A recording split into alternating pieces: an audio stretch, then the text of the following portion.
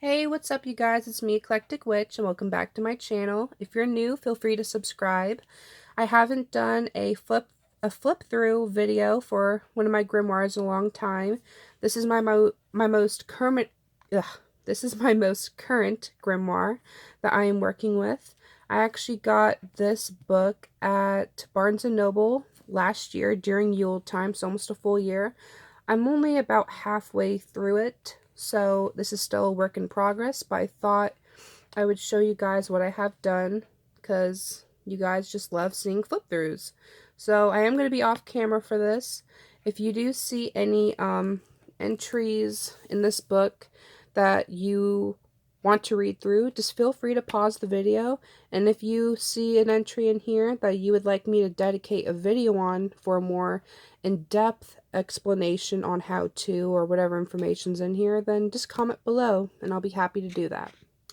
So yeah, this is the first thing I flipped through my book. It's basically me just Mod Podging, pressing and Mod Podging dried leaves from this autumn, which was only a few weeks ago. And I'm very happy with the outcome because the leaves are still changing color, or they were. So I like that. And this is just a quote that I resonate with. This is my dedication page to my grimoire when I consecrated it. And the first section of this book is spirit work. So I have information about how to give offerings to the dead and what to use. So herbs and different flowers, liquids or drinks, other materials you could use for offerings, and then what to do with the offerings. So offerings for ancestors. So if you're working with ancestral magic, especially during Samhain, this was really useful for me. How to honor your ancestors. This is a death blessing. Basically, if you want to help ease the spirit of an animal that had just died, to help them find peace and move on, cross over gracefully, I like to use this death blessing. How to summon a spirit. This is just my own ritual, very compact ritual on how I used to like to summon spirits. Because I'm a medium and more attuned to my mediumship abilities and more confident, I don't necessarily have to use this ritual anymore, but I used to use this very often. And for other people that are not a medium and need help summoning a spirit, I usually refer them to this ritual. So I have that in here with my spirit work. This is all about working with different spirits that will help you. So like spirit guides, ascended masters, the different types of spirit guides, affirmations to attune you to spirit guides, gemstones, and more information on spirit guides, and also ascended masters. Basic rules of spirit work, whether you're working with ghosts, spirits, spirit guides, whatever, mediumship. This is like, there's a basic fine set of rules that you need to follow when you're working with spirits, because you can't just do it all. Like, you can't just wing it. Like, you have to have a certain amount of respect and knowledge of what you're doing.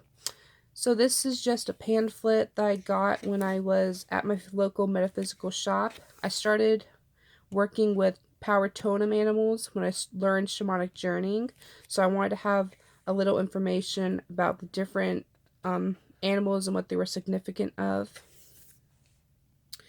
This is the 4 different types of animal spirit guides. So this could be talking about power totem animals, familiars, and just different roles that they have in our lives.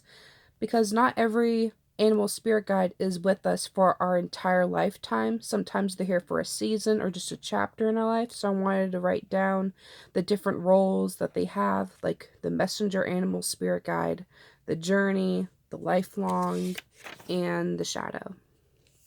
So then I wanted to also put in here with animal magic, how to properly use animal parts as ritual items. I don't necessarily, like, there's a lot of controversy when it comes to using, parts of animals' bodies as ritual items in witchcraft and spirituality. But if you believe that you should do it, there is a certain way to go about it. So I wanted to disclose that in here and how to properly do that if you need to use animal parts in your rituals. So I have all the information here. More information about familiars. Yep, more information on familiars. And then we go more in depth about actual spirits. Spirits that were human. So there's two different types of spirits, trapped and free. And the differences: earthbound spirits, the dead, the glorious dead, the beloved dead, nature spirits like elementals and fae. I actually have more information on this later on in the book. Demons. Now, just to let you know, everything that I have in my book, I have first-hand experience with. So, animal spirit guides, regular spirit guides, spirits, demons, I've all had experience with. So, I don't put, with my new grimoire, I don't add stuff just to add stuff. I add stuff that resonate with me in my life and that I actually have already had experience with. So, the different stages of demonic influence, manifestation and infestation, oppression, and possession. And then more tips about demons, and then a basic how to get rid of unwanted spirits. These are different sigils and runes, just symbols that I like to use in my practice every once in a while. I do prefer to use my own symbols when I'm working with my own spells and rituals, but these are like fast to go. I've already comfortable resonate with them, so these are like my little collection of the ones I like to use if I'm not making my own.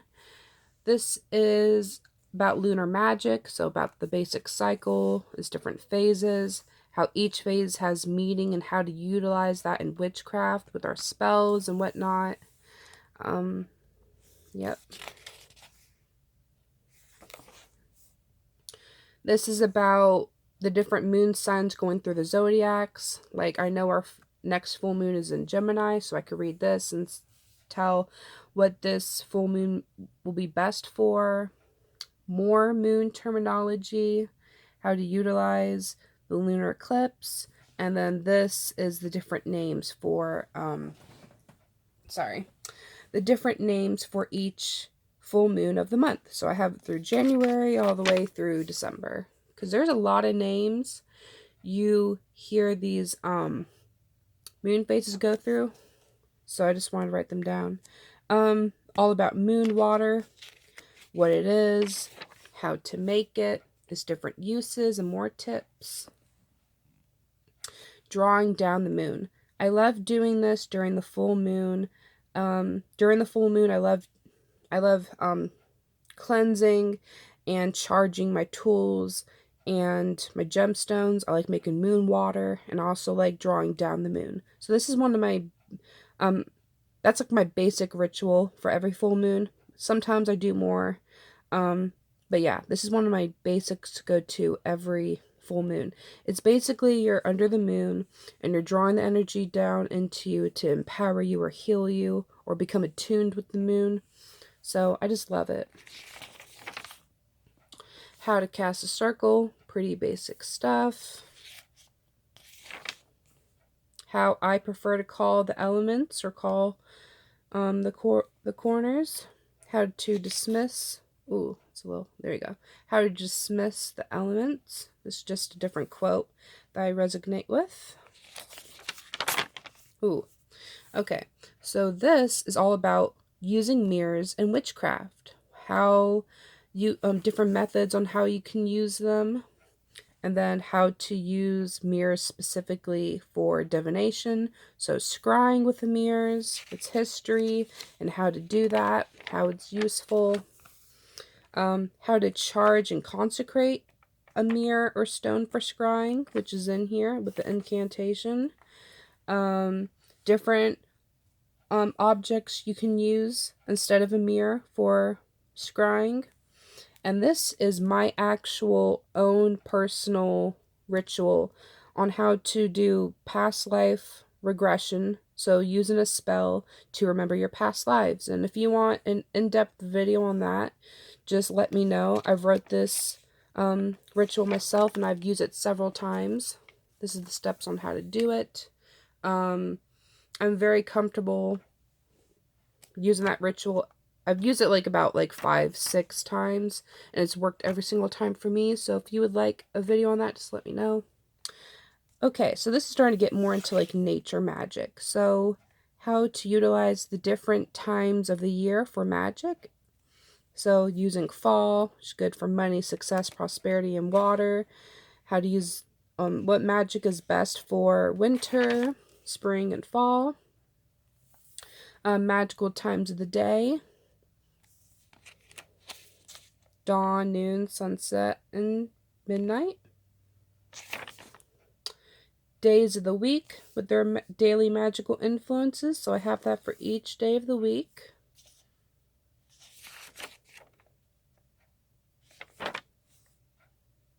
Okay.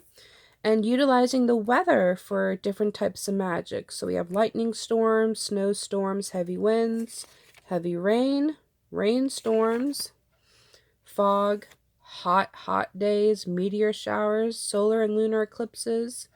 And then this is different abilities that you could have with the weather. I thought that was fun to add. And then this is about different folklore or myths about the weather. A little chunk of it here.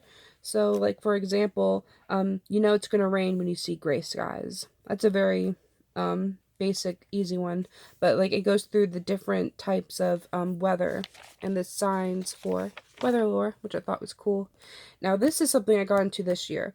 Utilizing different clouds for witchcraft. So I wanted to add some science in with the witchcraft.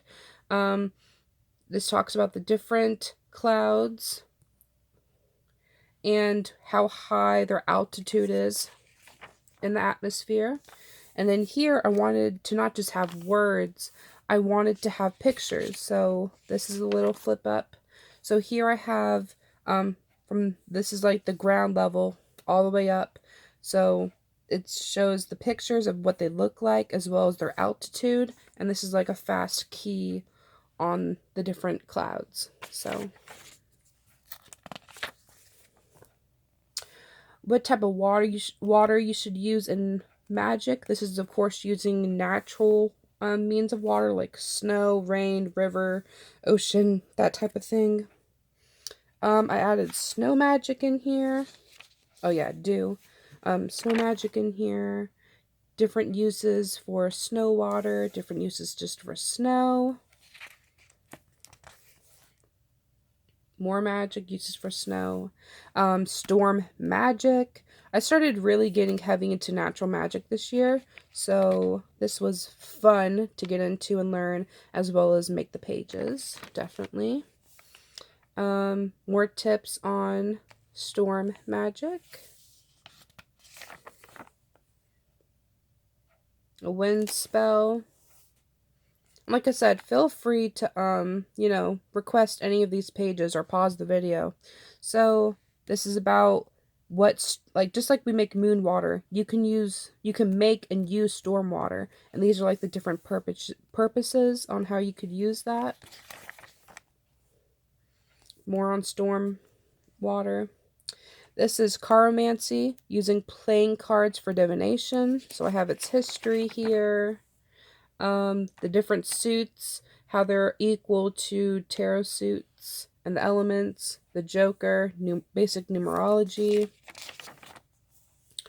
card spreads, the Book of Life,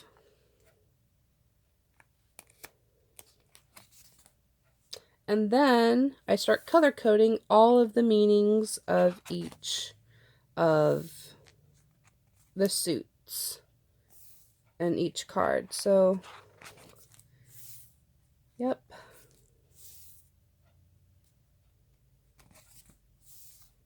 Alright. And then beach magic. This was initially only going to be a few pages, but it ended up being a whole chapter. So, how to work with the tides and the moon, guidelines for beach magic, and estuaries and beach magic. I actually live in an estuary, the Chesapeake Bay, so this was very important to me when I was learning how to get more into natural magic. I wanted to get more into what was local to me, so I wanted to add beach magic to my practice. Magic for estuaries, tidal waves, and races. This is more adding science along with the witchcraft. Whirlpools, how to escape rip currents. I want to add this for safety.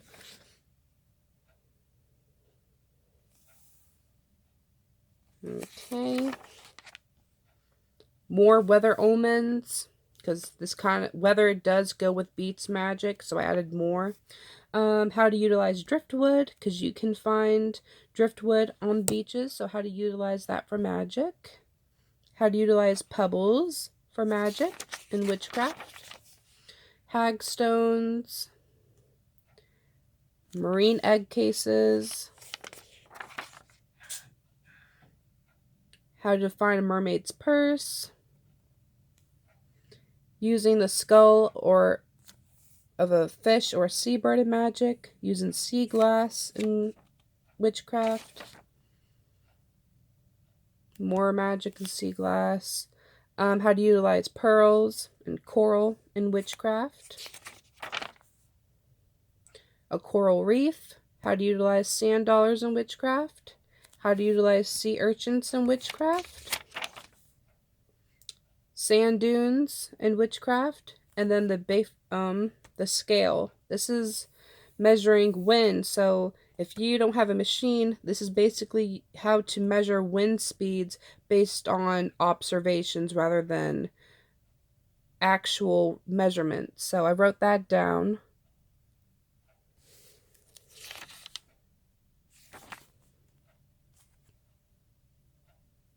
Okay. Empowering the guardian. This is actually kind of more spirit work, I guess I would say, but try to draw the best I could. Okay, more beach magic spells, redirecting a curse, which could be very useful. The wave blessing, more sand magic. And then this is actually my last part. Working with Fae. So I only started this entry. I actually need to make it more in depth. I actually don't know if I like how it turned out. Sorry, I know that glare is moving with me. More working with Fae. Oh, and this is the last. Yes, so the rest is still work in progress. I hope you guys liked this Grimoire Flip-thru. Thank you for watching, and if you have a request on any of the pages that I showed in here, if you want a more in-depth, specific video for that, just comment below. But thank you for watching, and blessed be.